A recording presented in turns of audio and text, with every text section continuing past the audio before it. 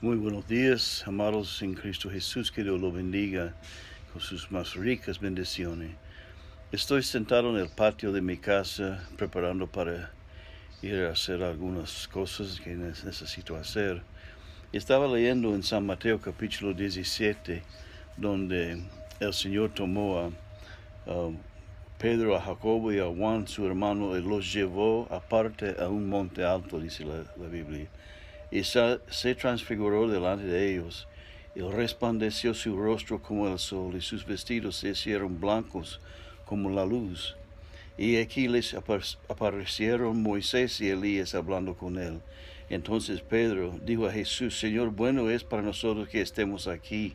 Si quieres, hagamos tres aquí, tres enramadas, una para ti, otra para Moisés, otra para Elías. Mientras él aún hablaba, una nube de luz los cubrió, y aquí una voz desde el cielo, o desde la nube, que decía: Este es mi Hijo amado, en quien tengo complacencia, a él oíd. Al oír eso, los discípulos se postraron sobre sus rostros y tuvieron gran temor. Pedro era una persona que tipo personalidad A, decimos nosotros aquí en los estados. No sé si ustedes usan esto también. Una personalidad algo de agresivo. No era muy tímido Pedro. Una persona que sentía y hablaba. Y él fue muy movido por sus emociones. Y después se maduró más. Y cuando el Espíritu Santo vino y les bautizó en el día de Pentecostés, Pedro cambió. Era más responsable, más estable, por supuesto, porque el Espíritu Santo nos da esta estabilidad. Acá está pasando un camión. Perdone. Están reparando las calles aquí donde vivo. Entonces, Pedro era así, era su personalidad de reaccionarse así. Él en otra ocasión, y Pedro, no sabiendo qué decir, decía. Entonces él siempre respondía, era así. Los demás calladitos, esperando, meditando, contemplando, pero Pedro no. Pero poco después de eso bajaron del monte y el Señor les enseñaba, diciendo que no revela eso a nadie hasta que me vuelvo a mi Padre. Después de mi muerte, después de que he ascendido al Padre, lo pueden revelar. Y los discípulos comenzaron a preguntarle, bajando: ¿por qué pues dicen los escribas que es necesario que Elías venga primero? Porque ahí en el monte con Jesús había Moisés y Elías, con ropas también resplandecientes, y como Jesús. Pero cuando la voz habló, cuando se levantaron, no había nadie, solamente Jesús. Y bajaron y le están preguntando: ¿por qué dice la Escritura que Elías va a venir primero? Y Jesús le dijo que Elías ya vino, Elías ya estuvo, y le hicieron como querían. Y Elías era el espíritu de Elías, de lo que estaba profetizado en Malaquías, capítulo 4, versículo 5. En los últimos días el espíritu de Elías vendrá. Entonces Juan Bautista vino y preparó el camino para el Señor. El espíritu de Elías, está claro que el espíritu de Elías vendrá en los últimos tiempos. Y sabemos que en Apocalipsis, que habla de los dos testigos, en mi opinión son Moisés y Elías. Otros dicen que es Enoch, porque no murió, y Moisés, parecer bueno, la Biblia dice que él murió, pero que era Elías que no murió, fue llevado en jinete caballo de fuego. Pero en mi opinión, y usted puede diferenciarse conmigo, no hay problema. Yo no soy la última autoridad, pero en mi opinión, y habiendo estudiado la palabra basado en eso, que será Moisés y Elías, porque Moisés representa la ley y Elías la profecía, los profetas. Entonces, todo el Antiguo Testamento se trata de la ley y los profetas. Los profetas primero vinieron con Enoch, cuando él profetizó en tiempo antes del diluvio, y después con Moisés Dios dio la ley. Esas dos cosas determinaban todo en el Antiguo Testamento. Y ya estamos viviendo por supuesto, en Nuevo Pacto. Estamos viviendo en tiempo de la gracia. Pero la gracia no es permiso para pecar.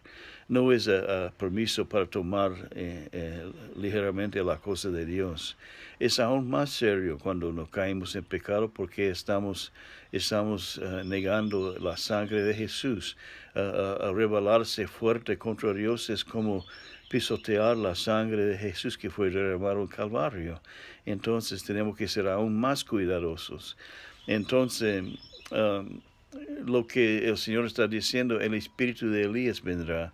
Y en los últimos tiempos sabemos que es así también. Y yo te quiero preguntar, ¿has buscado el rostro de Dios y has pedido a Dios que le da espíritu de profecía? Has pedido a Dios. La Biblia dice que desea los mejores dones y habla en 1 Corintios 13 del amor. En 14 habla de los dones espirituales y dice que ahí que el espíritu de profecía es lo más deseoso de los dones. ¿Y por qué? Porque un profeta no solamente dice que mañana habrá un terremoto en aquel lugar, cosas así.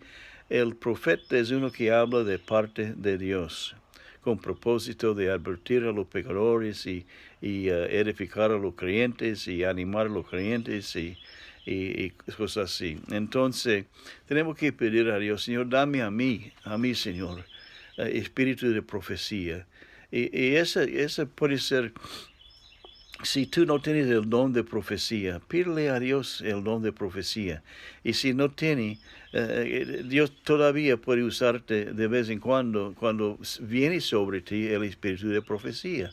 Entonces, pídele a Dios, Señor, deje que no ande tratando de declarar cosas grandes en la calle como hacen muchos, trayendo atención a sí mismo. Pero cuando estás enseñando tu clase de la Biblia, ore antes y pida a Dios antes que le da espíritu de profecía, que tus palabras serán proféticas y que serán la misma voz de Dios. Cuando estás enseñando jóvenes o los niños, si eres maestra de los niños, de los pequeños, si estás enseñando a los del equipo de música, los adoradores, los músicos y los cantantes, pida a Dios que le da palabras proféticas, palabras que han salido del mismo corazón del Señor Jesús.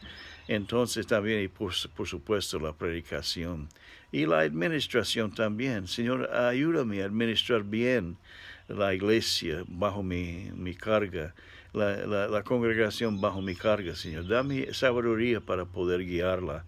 Eso es, tenemos que pedir, no es querer ser reconocido. Yo no busco ¿cómo se dice? Que ser reconocido por los hombres. Yo quiero que Dios me conoce. Y si Dios está a tu lado y Dios está bendiciéndote, todo el mundo lo va a saber que eres bendecido por Dios. Y nunca, hermano, cuando Dios le tenga misericordia, le da un don, algún talento, alguna revelación, no anda pensando que eres superior a los demás. Ponte de rodillas y grita y llora diciendo, Señor, no soy digno. Gracias, Señor, por haberme usado, pero no soy digno. Y anda con esta actitud. El Señor te va a usar mucho, mucho, pues. Y la gente van a reconocer, no le van a adorar. Y si la gente trata de adorarte, de seguirte como la hacen en la farándula, no lo aceptes. Dile a la gente, admonesta a la gente para que no se hace eso. Entonces, hermano, lo que estoy diciendo es que estamos en los últimos tiempos. El espíritu de profecía es fundamental, es bien necesario. Entonces, Busca a Dios. Pide el don de fe, el don de milagros, el don de la sanidad. Y rehúsa la fama. Y pide a Dios, Señor, con todo don que me das, dame 2 porciones de humildad. 2 porciones, Señor, de humildad con cada talento, con cada don que me da. Solamente así el hombre no es capaz de llevar riquezas, ni talentos, ni nada, a menos que Dios está siempre recordándole de dónde le sacó, del oro pegajoso, como dice en Salmo 40. Entonces, hermano, yo no quiero olvidar qué miseria que vivía antes del Señor. Y cómo me libró y puso mis pies sobre la roca, estableció mis pasos y puso en mi voz cántico nuevo. Y muchos, dice Salmo 40, lo verán y temerán a Dios y confiarán en Dios.